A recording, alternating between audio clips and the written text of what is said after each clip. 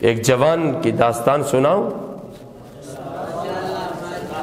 Saddam جس نے 8 لاکھ عراقی مروائے تھے، اس میں 6 لاکھ شیعہ تھے۔ 8 لاکھ عراقی مروائے تھے، 6 لاکھ شیعہ تھے۔ اس کے آرمی چیف کا نام تھا حسین کامل، اس کا داماد تھا۔ حضرت ایت اللہ العظمہ سید خوئی رحمۃ اللہ علیہ کے فرمان پر اہل عراق نے صدام کے خلاف بغاوت کی۔ کربلا والوں کی بغاوت کو کچلنے کے لیے حسین کامل آرمی چیف کو صدام نے بھیجا کہ کربلا والوں کی بغاوت کو، حکومت کے خلاف بغاوت کو جا کے کچل دو۔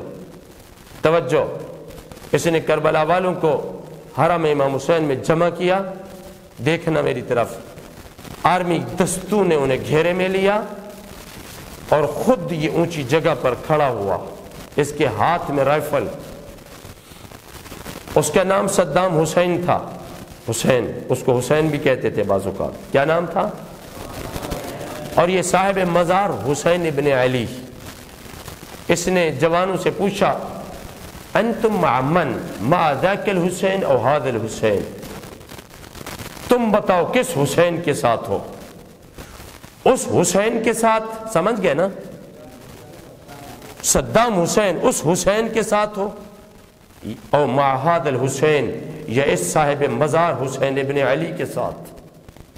توجہ توجہ توجہ۔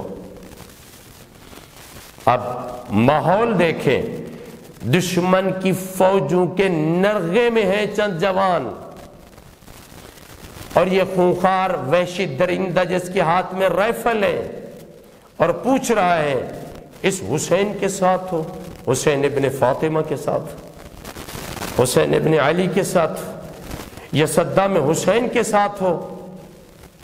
الصدق عند الخوف، خوف کیسا؟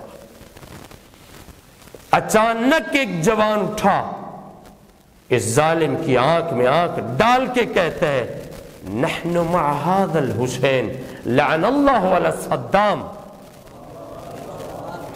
کہتا ہے ہم کل بھی اس کے ساتھ تھے، ہم آج بھی اس کے ساتھ ہیں، یہ ہمارا آقا و مولا ہے، ہم نے کل بھی اس پہ لعنت بھیجی، آج بھی لعنت بھیجتے ہیں۔